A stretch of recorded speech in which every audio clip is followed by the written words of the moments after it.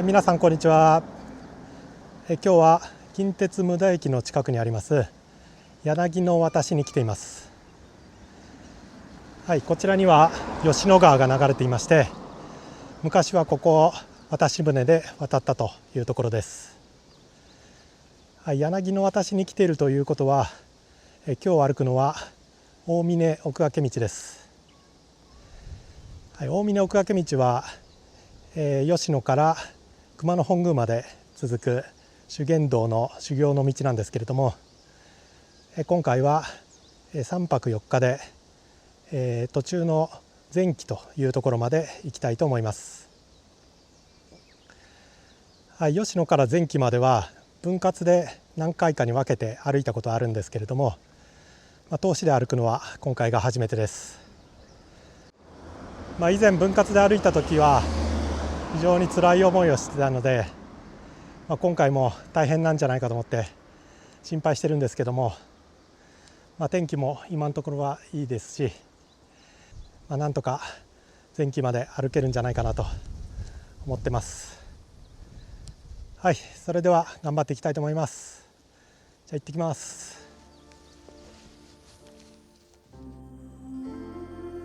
奈良吉野と熊野三山、2つの聖地を結ぶ大峰奥掛道。およそ1300年前、修験道の開祖役行者によって開かれたと伝えられる山岳修行の道です。険しい峰々を越え、歩き続けることそのものが修行であり、その苦難を通して悟りを求めたのです。全長およそ100キロ、標高1200メートルから1900メートル級の山々が幾重にも連なるこの道は、日本屈指の過酷な縦走路として知られています。今回は1000年以上歩き継がれてきた修行の道をたどります。吉野から熊野本宮大社までの大峰奥掛道は5泊6日ほどで歩くのが一般的です。女性の場合は三条ヶ岳周辺の女人結界を迂回する必要があるため、さらに多くの日数を要します。またこの道は途中のエスケープルートが少なく、稜線上のため水場も限られています。食料の補給も未線小屋以外ではほぼできません。重い荷物を背負い、何日も歩き続ける体力が求められる厳しい道のりです。そこで今回は過去に分割で歩いた経験も踏まえ、熊野までの通し歩きは避けることにしました。吉野から前期までの北奥掛道を3泊4日で歩きます。1泊目は吉野のゲストハウス、2泊目は小笹の宿でテント泊、3泊目は未線小屋に宿泊する予定です。総距離は56キロ、最長となる2日目はおよそ20キロを歩きます。はい、三好の橋を渡った対岸です。はい、こちらに役行者像があります。1日目は大峰奥掛道の北の起点とされる柳の渡しから歩き始め、修験道の根本道場金峰山寺や南朝ゆかりの吉水神社など、吉野を代表する寺社を巡ります。中千本にあるゲストハウスまではおよそ7キロ、山道はほとんどなく、舗装路が中心の穏やかな道のりです。翌日からの本格的な参考に備え、足慣らしの一日となります。はい、こちらが大峰奥掛道一の坂上り口です。はい、この坂を登っていきます。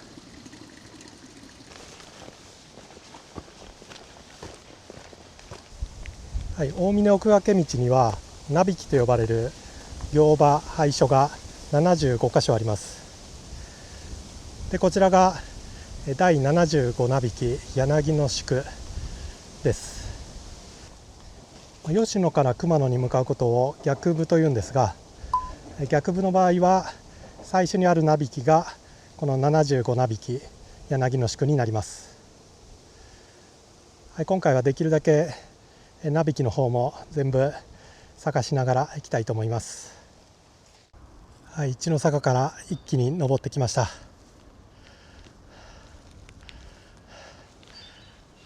ここから山道に入っていきます。今日は結構天気が良くて暑いぐらいなんですけども、後半の3日目4日目はさっき見た天気予報だとちょっと雨予報になってたんで、どうなるかちょっと心配ですね。計画を立てた時はまだ天気予報では雨ではなかったんですけど、ちょっと怪しくなってきました。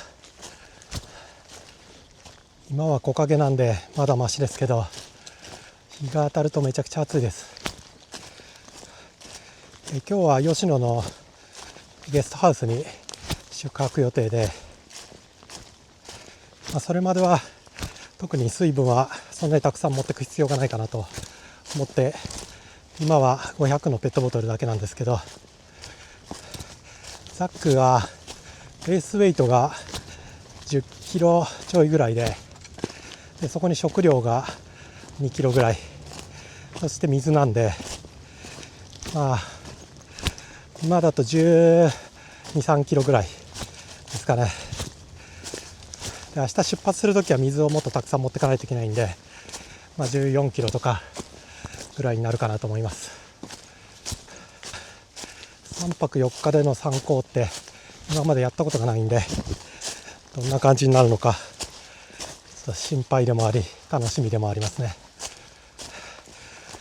奥掛道毎回来るたびに本当に辛くて、もう二度と来るかと毎回思うんですけれども、でもち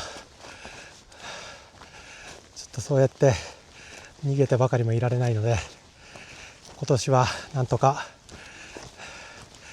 吉野から熊野まで歩きたいなと思ってます。今回は前期までなんですけど、その後近いうちに前期から本宮まで後半部分も歩きたいなと思ってます。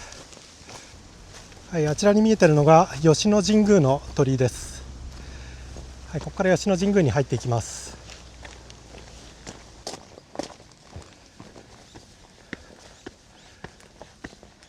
吉野神宮です。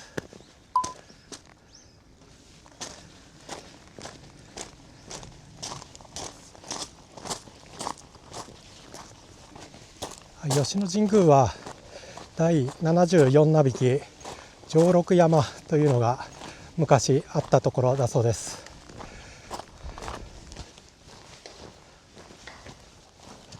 以前来た時はまだ朝早くてここまで入ってこれなかったんで、参拝するのは今回が初めてです。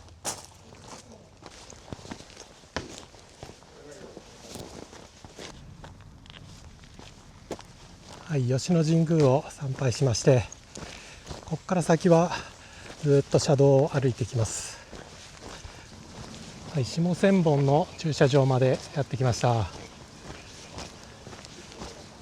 ここから先は吉野駅から上がってくる道と合流して、結構お店がいっぱいあるところなんで、どこかでお昼ご飯でも食べようかなと思います。こちらを降りていくと吉野駅の方です。道標を見つけたんですけど、右伊勢左荒野と書いてますね。こんなところにも伊勢の道標があるとは、なかなかちょっと面白いですね。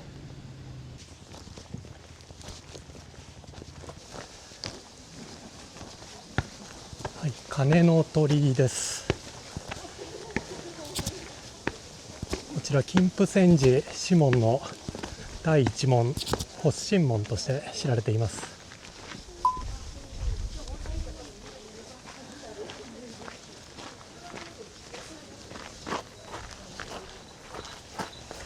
縁の行者と前期5期の石像ですね。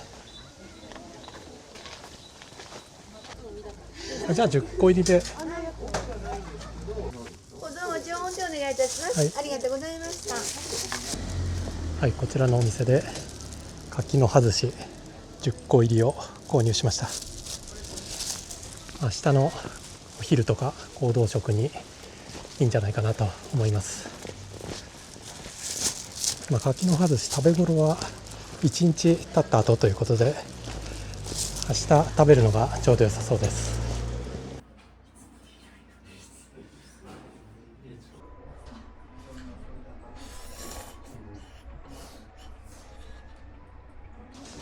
はい、こちらが金峰山寺の仁王門です。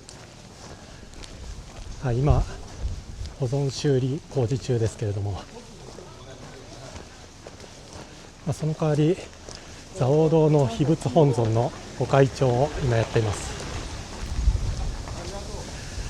今までもやってたことはあるんですけど、まだ見れてなかったので、今日は時間あるので蔵王堂の秘仏蔵王権現を、拝みに行きたいと思います。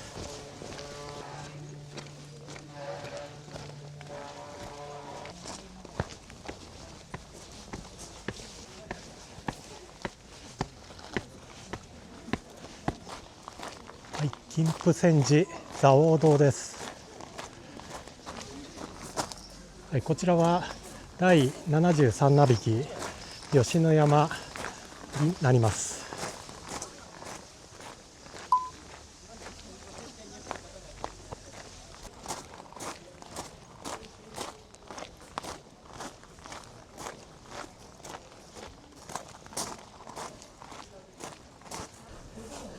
はい、蔵王堂秘仏金剛蔵王大権現の特別ご開帳を拝観したいと思います。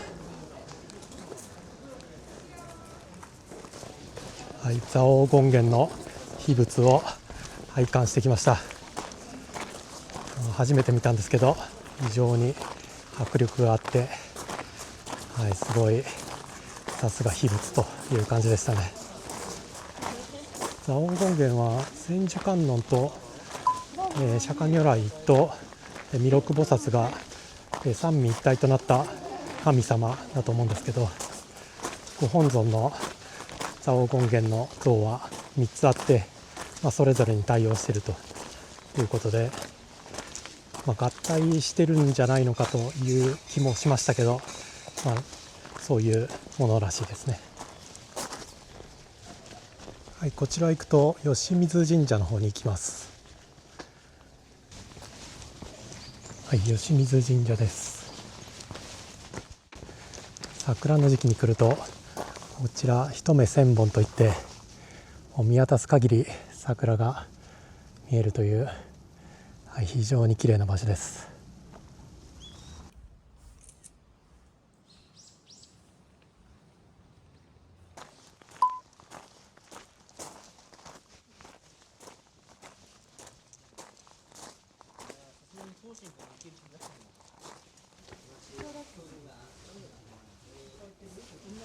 はい、こちらは吉野の薬で有名な奈良煮助のお店です。飲んだことはないんですけど、この辺り来ると結構この奈良煮助の匂いがするので、味はなんとなく想像できますね。はい、右大峰三条道、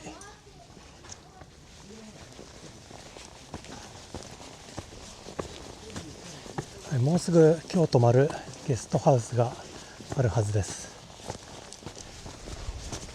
ゲストハウスカムイン吉野山、こちらが共有スペースとキッチンですね。2階建てベッドですけど、今日はこの部屋は1人のようなので1人で使います。今日の夕食は、ゲストハウスからちょっと下ったところにあるこちらの静華亭さんでいただきます。鴨ハンバーグ定食です。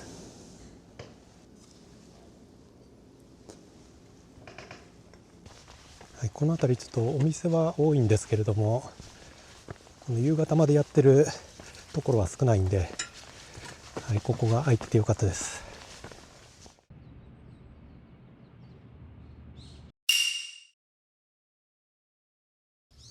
はい、2日目です。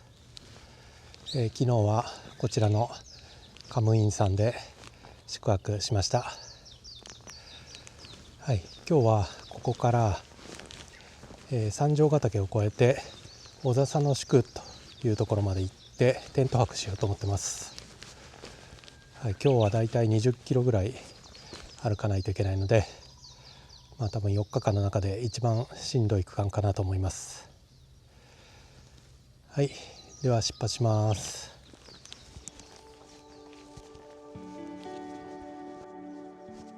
2日目は金峰神社を過ぎたあたりから本格的な山道へと入ります。四寸岩山大天井ヶ岳を越え、その先に待つのが今なお女人結界が守られている三条ヶ岳です。山頂に立つ大峰山寺を参拝した後、テント泊をする小笹の宿を目指します。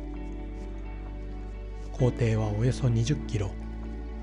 道中には険しい岩場や鎖場も現れ、大峰奥掛道の厳しさを実感させられます。はい、花櫓展望台ちょっと寄ってきます。おー、いい眺め。はい、あちらに見えるのが、昨日参拝してきた金峰山寺です。はい、真上から見下ろすような感じで見ることができます。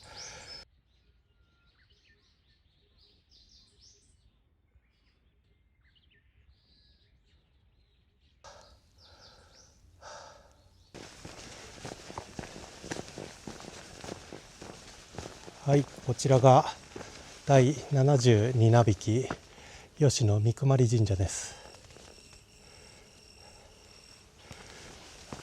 今日は門が閉まってますね。ちょっと朝早いんで開いてないようです。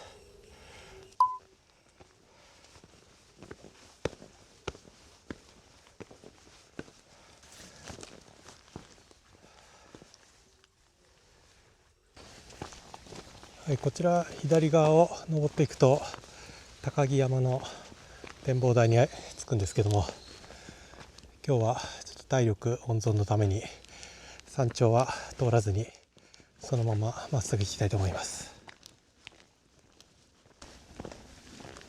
はい、金峰山師門の第2の門、修行門です。はい、こちらから金峰神社の方に入ってきます。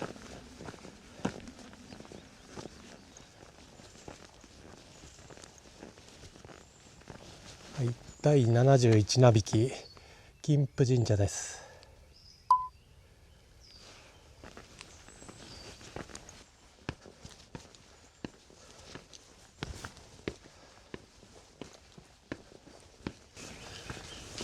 はい、こちらの分岐は左大峰と書かれています。はい、こっち行くと西行庵の方ですね。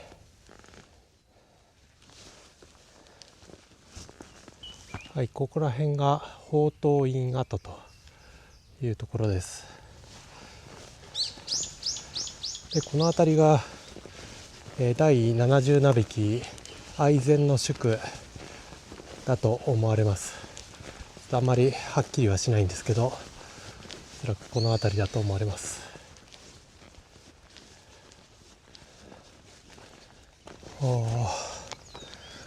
大峰という感じの景色ですね。あの辺は桜を植樹しているところですね。億千本の一部でしょうか。はい、これより女人結界ということで、今は違うんですけど、以前はここに女人結界があったそうです。はい、ここ左に入っていくと青根ヶ峰の方ですね。青根ヶ峰は通らずにそのまま巻いていこうと思います。できるだけ巻けるところは巻くということで、体力を温存しながら進んできます。黒滝村に入ります。こちら通行止めとなってますけど、行けるのかな。でも行くしかないですね。はい、こちらから四寸岩山方面に登っていきます。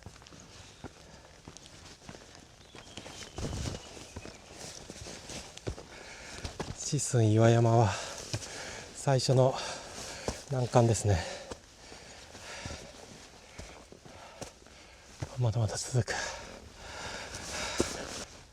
四寸岩山の後は大天井ヶ岳と三条ヶ岳という大きな難関がまだ2つも残っているので、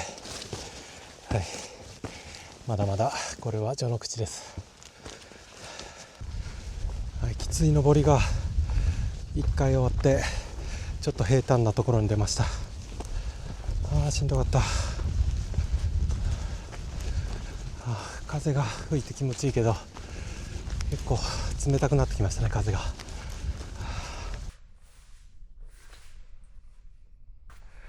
結構寒くなってきたんで上着を着ました。もうすぐ四寸岩山の山頂に着きます。四寸岩山山頂です。ようやく最初のピークに到達しました。疲れた。四寸岩山からずっと降りてきまして、小屋がありました。足摺りの宿ですね。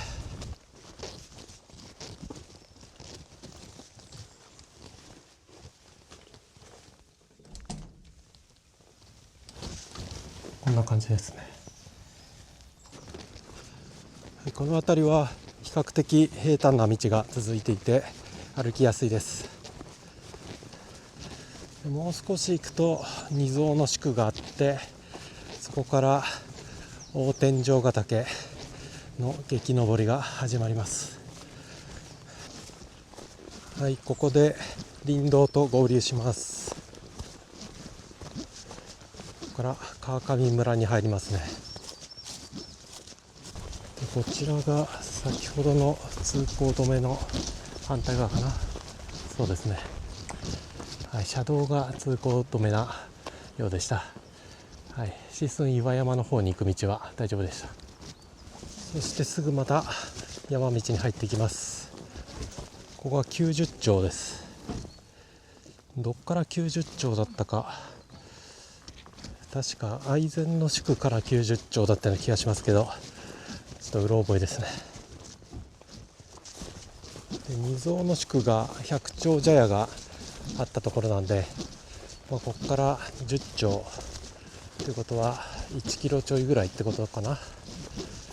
そのぐらいで二蔵の宿に着くはずです。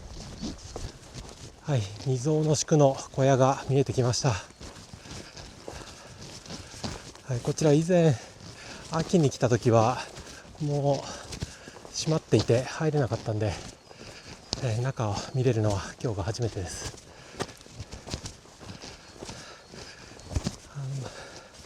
昨日ゲストハウスに泊まらずに一気に歩くんであれば、ここで一泊するのがちょうどいいかなと思います。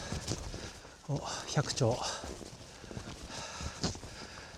そして二蔵の宿は第69名引きです。ここから10分ほど行ったところに水場があるそうです。ちょうど二蔵の宿で今日の行程の半分ぐらい来たことになります。だいたい10キロぐらいですかね。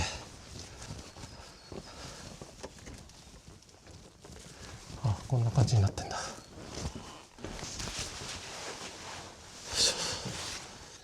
昨日買った柿の外しですけど、今日朝4個食べて残り6個になってます。はい、非常に日持ちするんでいいんですけど、結構これ食べると喉が渇くんで、はい、今日も来る途中結構喉乾いて大変でした。美味しい。あの辺にあるクマが、はい。一周してるみたいわ。へー冬眠せんと。あ、冬眠しないで。うん。それだけ気をつけてや。はい、ありがとうございます。こちらが巻き道の方ですけど、頑張って大天井ヶ岳登っていきます。はい、巻き道行こうかどうしようか悩んだんですけど、もうここまで来たら登ろうと決めました。なんかメンテナンスされてる方が来て、ちょっと二蔵の宿の小屋を清掃とかされてますね。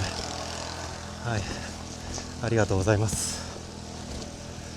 あとちょっと熊の出没情報も聞いたんですけど、はい、未線小屋の方から熊が結構こっちの方まで来てるということで、はい、でも今餌がないので下の方に降りてるんじゃないかと言ってました。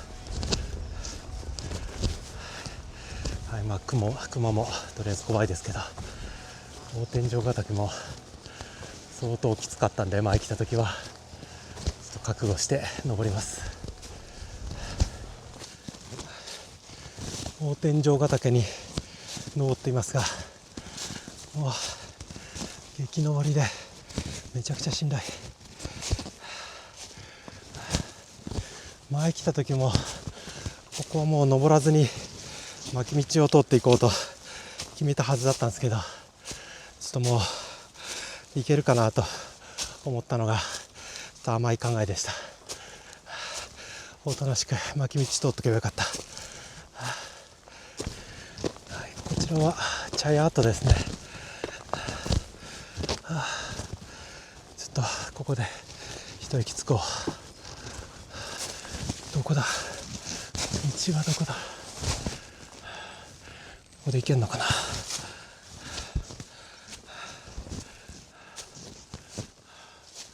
あ、ロープがある。あ、そういえば前もこんなんだったような気がするわ。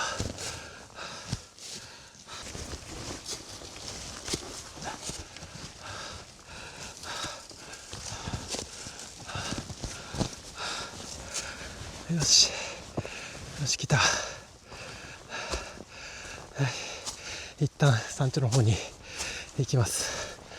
ここまで来たら山頂を踏まなければ。よし、来た。着きました。大天井ヶ岳。やった、やりました。1439メートル。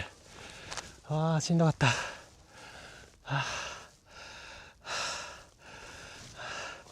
はい、これ本当に巻き道通った方がいいですね。もうここまで来てなんですけど、じゃあここから五番関の方に下って、次は今日のラスボス三条ヶ岳。まだある。はい、ここの下りも結構急な下りだったんで気をつけて降りていきます。いい景色。はい、今日は天気は大丈夫そうですけど、明日はこれで雨が降るんでしょうか。こんな感じの天候がめっちゃいいんですけどね。今日本当に暑くもなく寒くもなくという感じで、非常に歩きやすい気候なんですけど、明日雨降ったら寒そうだな。はい、大天井ヶ岳から下山してきまして、五番関まで来ました。はい、はい、こちらが巻き道の方ですね。はい、こっちからこう来ることもできます。はい、そしてこちらが五番関、女人結界門があります。はい、ここから先は女性の方は立ち入ることができないので、大峰行かれる方はここからこっち側に下山する方が多いですね。で迂回路を通って向こう側の阿弥陀ヶ森の方まで行くと。はい、今日はここから三条ヶ岳を越えて小笹の宿まであと4時間ぐらいですかね、かかります。五番関からの上りもかなりの急登です。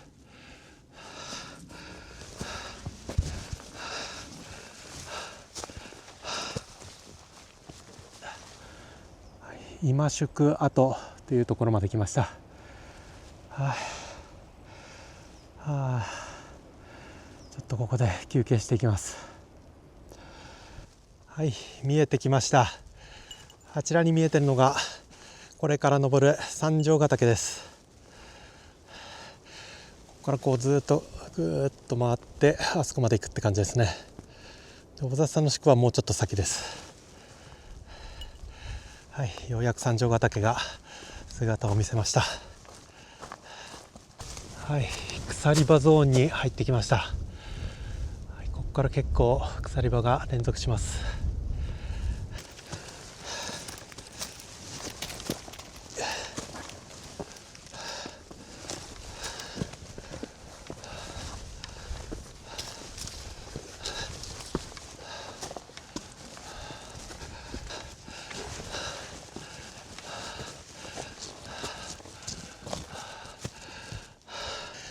はい、なんとかこの鎖場ゾーンを抜けました。はい、泥辻茶屋が見えてきました。はい、こちらは第68名引き上神門があったところだそうです。はい、泥辻茶屋、今日も開いてないのかな。開いてなさそうだ。こんな感じでいろいろ売ってますね。吉野くず湯300円。はい、こちらはダラニスケ茶屋です。こっちもやってないかな。やってなさそうですね。ここに来るとダラニスケの匂いがします。はい、ここで二手に分かれます。右に行くと平成新道で、左に行くと金掛岩の方に行きますね。はい、こちらが正規のルートです。はい、金掛岩まで木の階段が続いています。はい、こちらの急な岩場が油こぼしと呼ばれている場所です。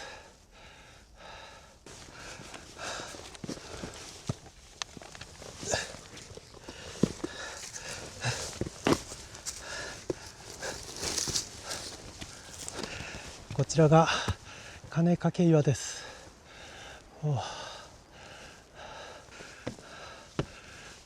ここは行場として岩を登るようなんですけど、危険なので裏から回って登りたいと思います。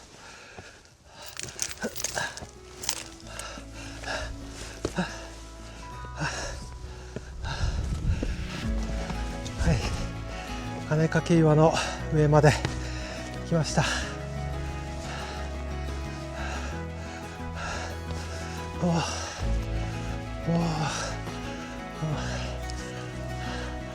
はい、すごい。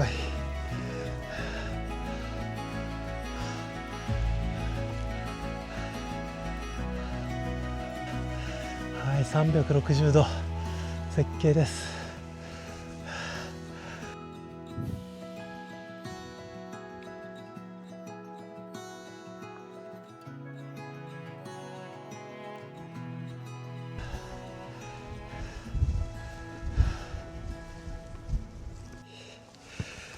ようやく来ました。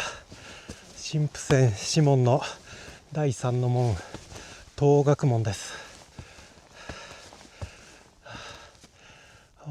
ようやくここまで来た。は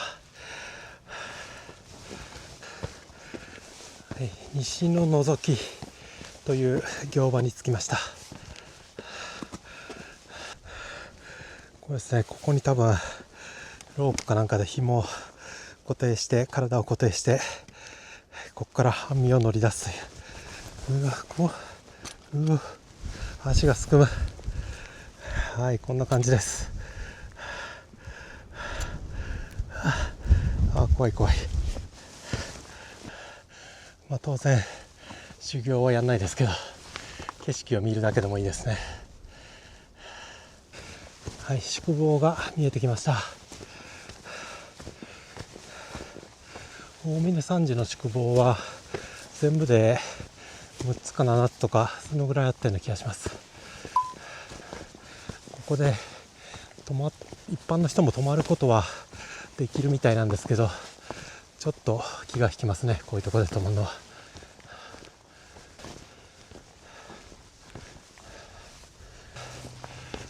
はい、金峰山師門第4門妙学門です。最後の門ですね。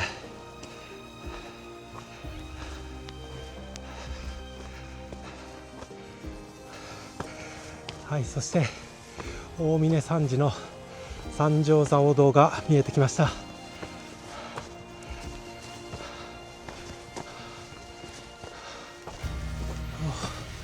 着いたと思ったら閉まってる。戸開けがされてないんですね。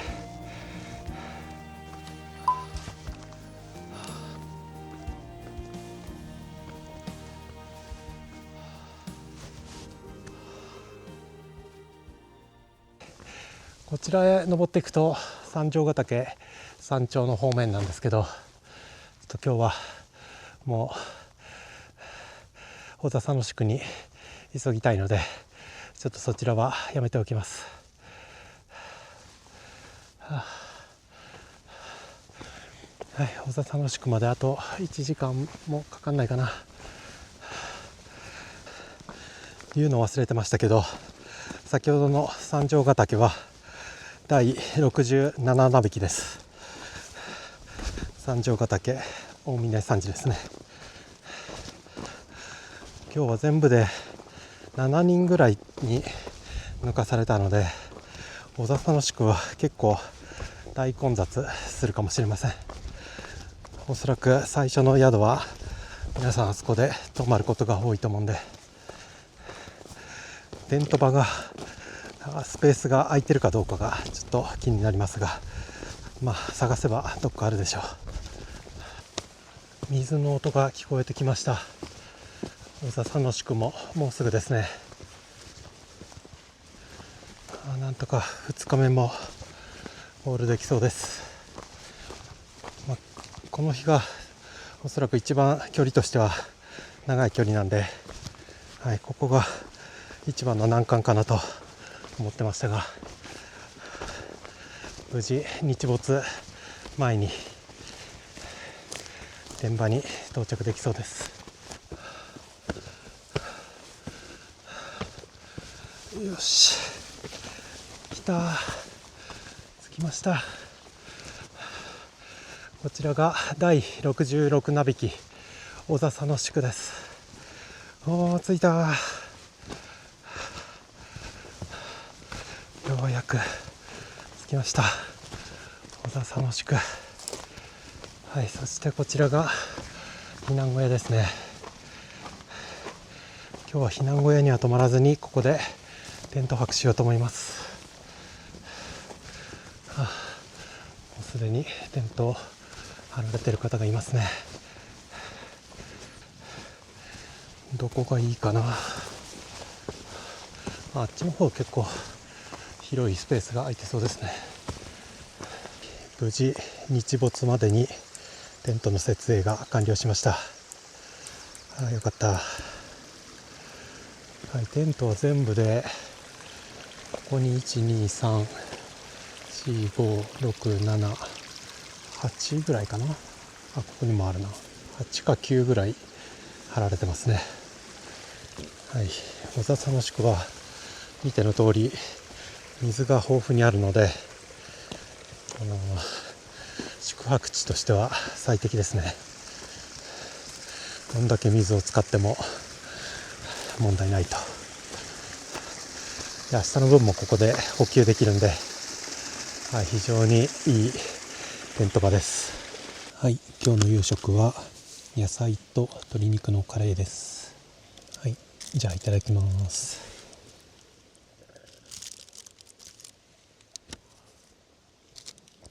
ちょっとお湯の量を入れすぎてシャビシャビになってしまいましたが、美味しいです。あの後も結構何人もこの天場に来てテントを張っていたので、もう総勢10人以上がここの小笹の宿でテント泊している模様です。じゃあ明日も早いのでそろそろ寝ようと思います。はい、じゃあおやすみなさい。きつい。もう今も後悔しっぱなしです。うわ、すごいな。ロープから手を離すと死ぬな。